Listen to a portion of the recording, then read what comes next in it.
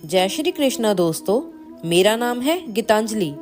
आप मेरे साथ श्रवण कर रहे हैं श्रीमद् भगवद गीता श्लोक पहला, अर्जुन विषाद योग।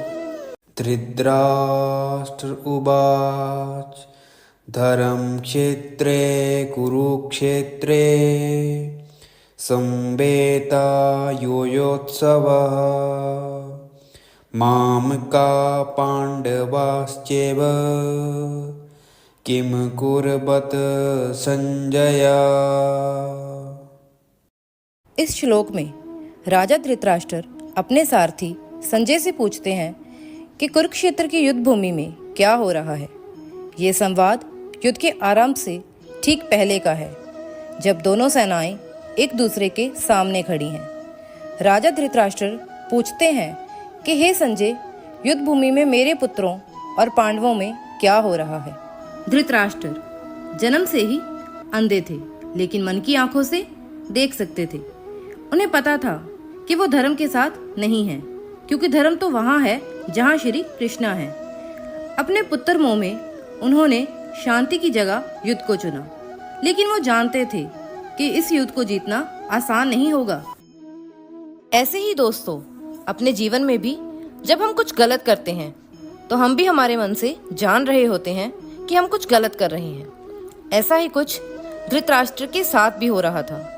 उनका ये प्रश्न केवल युद्ध के बाहरी हालात जानने का नहीं, ये प्रश्न तो उनके मन में चल रहे संघर्ष और चिंता को दर्शा रहा था।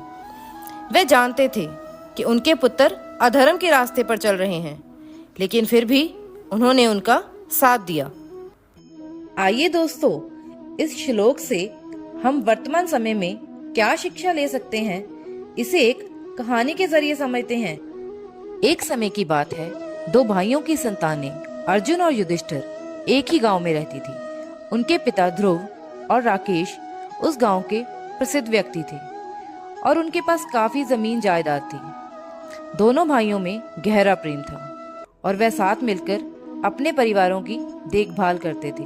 परंतु एक दुर्भाग्यपूर्ण घटना में अर्जुन के पिता ध्रुव का देहांत हो गया, जब अर्जुन का जन्म भी नहीं हुआ था। अर्जुन का पालन पोषण उसकी माँ और चाचा राकेश ने किया। समय बीतता गया और दोनों भाई बड़े हो गए। युधिष्ठिर और अर्जुन ने अपनी शिक्षा पूरी की, लेकिन जब उनके परिवार की संपत्ति बांटने का समय आया तो विवाद उत्पन्न हुआ। अर्जुन का मानना था कि उसके पिता के हिस्से की जमीन पर उसका पूरा हक है, जबकि युधिष्ठिर का कहना था कि उसने वर्षों तक उस जमीन की देखभाल की है और अब उसे छोड़ना सही नहीं होगा। युधिष्ठिर और अर्जुन के बीच इस विवाद ने धीरे धीरे गहरा रूप ले लिया। युधिष्ठिर, जो बड़े भाई के नाते हमेशा शांत और धैर्यशील रहता था, अब क्रोधित हो उठा। उसने अर्जुन से कहा, तुमने तो कभी इस जमीन की देखभाल भी नहीं की, अब अचानक इसे अपने अधिकार में लेना चाहते हो। अर्जुन ने जवाब दिया, यह जमीन मेरे पिता की है और मैं ही इसका उत्तराधिकारी हूँ। भले ही मैंने इसकी देखभाल नहीं की, लेकिन इसका मतलब ये नहीं कि मुझे मेरे हक से वंचित किया जा सकता है। संपत्ति विवाद बढ़ते बढ़ते इस हद तक पहुंच गया कि परिवार में दरारें पड़ने लगी।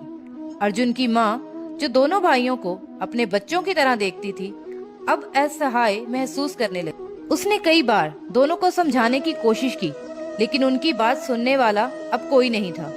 एक दिन गांव में एक सभा बिठाई गई। उस गांव के बड़े बुजुर्गों ने इस विवाद को सुलझाने का प्रयास किया। वहां एक बुजुर्ग व्यक्ति ने महाभारत की कहानी का उदाहरण दिया। उसने कहा, कौरवों और पांडवों का भी इसी तरह संपत्ति विवाद हुआ था और हम सब जानते हैं कि उस विवाद का परिणाम विनाशकारी रहा। भाई भाई के बीच विवाद से सिर्फ तबाही ही आती है। यह सुनकर युधिष्ठिर भी कुछ सोच में पड़ गया। उसे समझ में आया कि अगर ये विवाद यूं ही चलता रहा तो उनके रिश्ते में भी कड़वाहट और बढ़ेगी। अर्जुन भी अपने चाचा के प्रति सम्मान और कृतज्ञता को याद कर उदास हो गया। तो आखिर में दोनों ने समझौता करने का निर्णय लिया।